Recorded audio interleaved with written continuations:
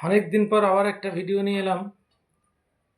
তো মাঝখানে অনেক দিন গ্যাপ গেল, তো একটু ব্যস্ত ছিলাম, তো ভিডিও করার একদম সময় পাইনি। তো আবার কিছু প্রশ্নের উত্তর আমাকে দিতে হবে দেখছি। তো একটা ম্যাটার হামেশাই অ্যারাইজ হয় ছেলেদের মনের মধ্যে, যে এই মাসেল সোরনেস হয় কী জন্য। আমাদের কাছে যে সমস্ত ছেলেরা এক্সারসাইজ করছে বা করে, তাদের হামেশাই এই কোশ্চেনটা অ্যারাইজ হয় যে স্যার, মাসেল সোরনেস খুব হচ্ছে, এটা কিভাবে সলভ করা যায়। তো দেখো, মাসেল সোরনেস ব্যাপারটার পেছনে অনেক কারণ থাকে, অনেক কারণ থাকে। তার মধ্যে মেজর যে 4-5টা কারণ সেটা আমি বলছি। মাসেল সোরনেস এমনি এমনি আসে না। ধরো, আগে তোমাকে দেখতে হবে তুমি যে এক্সারসাইজ শুরু করছো তার আগে ওয়ার্ম আপটা ঠিক করে করছো কিনা। ওয়ার্ম আপটা কেন করে? ব্লাড ফ্লোটা বাড়ানোর জন্য, যাতে মাসেল স্টিফ না হয়ে যায়, রিল্যাক্স থাকে। ব্লাডটা যখনই ওয়ার্ম আপ হয়ে যাবে, তখনই ব্লাড ফ্লোটা মাসেলের মধ্যে দিয়ে ভালো হবে এবং এক্সারসাইজ করে মজা পাবে, মাসেল পাম্প করবে। আর কোনো জায়গায় ব্লাড ক্লট হয়ে যাবে না, লেগে যাওয়ার সম্ভাবনাটা কম থাকে। আগে দেখতে হবে ওয়ার্ম আপটা ঠিক করছো কি না।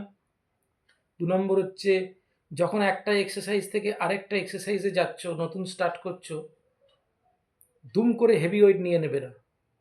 হালকা হালকা হালকা দিয়ে আস্তে আস্তে আস্তে আস্তে শুরু করবে। ধরো তুমি বাইসেপের এক্সারসাইজ করছো, বাইসেপের ধরো 3টে কি 4টে এক্সারসাইজ করবে। প্রথম এক্সারসাইজটা করলে, শুরু করলে লাইট ওয়েট দিয়ে, আস্তে আস্তে তুমি তোমার ক্ষমতার মতো তুমি সেটা বাড়ালে। একটা এক্সারসাইজ হলো, এবার 2 নম্বর এক্সারসাইজটা যখন শুরু করবে, তখন দুম করে বেশি ওয়েট নিয়ে নেবে না। তখন আবার ওই এক্সারসাইজটার জন্য যেটা মডারেট ওয়েট, সেইটা দিয়ে আস্তে আস্তে শুরু করতে হয়। যারা দুম করে বেশি হয়ে ওয়েট ক্যারি করে ফেলে, তাদেরই ওই খিঁচটা লাগে মাসেলের মধ্যে, সোরনেস অনেকক্ষণ থাকে, মাসেলের ভেতরে ইনফ্লামেশন হয়ে যায়।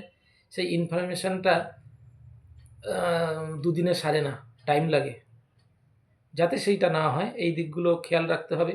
আরেকটা হচ্ছে, ঠিক মতো তুমি খাবার খাচ্ছ কিনা সেটা দেখতে হবে।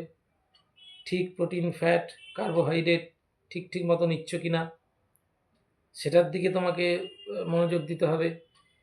আর সবথেকে বড় ব্যাপার যেটা হচ্ছে হাইড্রেশন। এক্সারসাইজ করতে করতে জল খাবে, কখনো জল না খেয়ে এক্সারসাইজ করবে না। একটু একটু করে এক্সারসাইজের ফাঁকে ফাঁকে যদি জল খাও, তাহলে মাসেল হাইড্রেট থাকবে। শরীরকে তখন জল দিতে হয়। শরীর যত জল পাবে, তত মাসেল হাইড্রেট হবে এবং মাসেল ভালো থাকবে। কোনো খিঁচ লাগবে না, শটকা লাগবে না, কোনো সোরনেস হবে না। মাসেল একটু ওয়াটার চায়। মাসেলকে যদি পর্যাপ্ত পরিমাণে ওয়াটার দেওয়া হয়, তাহলে সেটা পাম্প করবে। এই একটা গেল হাইড্রেশন। আর এনাফ স্লিপ। ঘুম যদি ঠিকঠাক মতো না হয়, মানে রেস্টটা তোমার যদি ঠিকঠাক না থাকে, তাহলে এক্সারসাইজে কোনো রেজাল্ট পাবে না।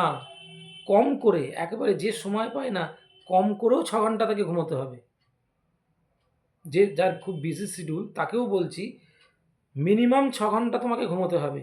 নিয়ম হচ্ছে 8 ঘন্টা, 6 ঘন্টা যে ঘুমোলেই হবে, কিন্তু সেটা যেন সাউন্ড স্লিপ হয়। যে এক ঘুমে সকাল, তুমি বুঝতেই পারবে না, সেইটা হবে ঘুম। ওই ঘুমোতে ঘুমোতে 4-5 বার ঘুম ভেঙে গেলে, উঠলে ওই ঘুমে হবে না। বডি রিল্যাক্স মুডে চলে যাবে একদম, সেই রকম ঘুম দরকার।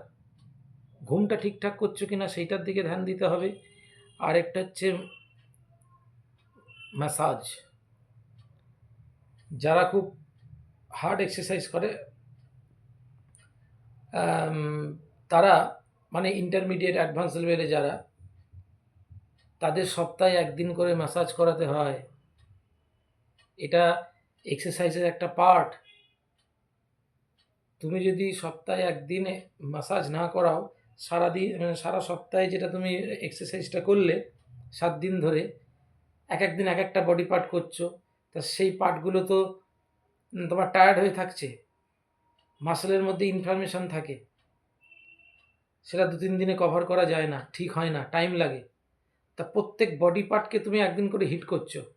অনেকে কম্পাউন্ড এক্সারসাইজ করে একসঙ্গে দুটো, তা তো আরও বেশি স্ট্রেসের মধ্যে থাকবে শরীর। এই স্ট্রেসটা কাটিয়ে উঠতে পারে না শরীর 2 দিনের মধ্যে, সময় চাই। সেই সময়টা হচ্ছে এই ম্যাসাজে পরিপূর্ণ হয়ে যায়।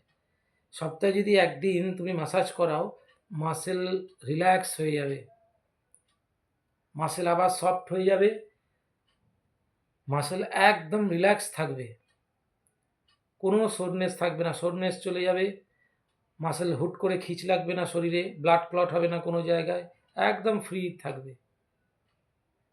তাহলে বোঝা গেল, এই 4-5টা কারণ তোমাদের মাথায় রাখতে হবে। এক হচ্ছে ওয়ার্ম আপ, এক হচ্ছে যখন একটা এক্সারসাইজ থেকে আরেকটা এক্সারসাইজ শুরু করছো সেই সময়টা খেয়াল রাখতে হবে, ঠিকঠাক মতো খাবার, আচ্ছা হাইড্রেশন, আরেকটা হচ্ছে এনাফ স্লিপ, আর ম্যাসাজ। এই কটা জিনিস মাথায় রাখলে আশা করি তোমাদের মাসল সোরনেস হবে না, হতে পারে না, ভালো থাকবে। ঠিক আছে, তাহলে তোমরা যে প্রশ্নটা করেছিলে তার উত্তর আমি দিয়ে দিলাম।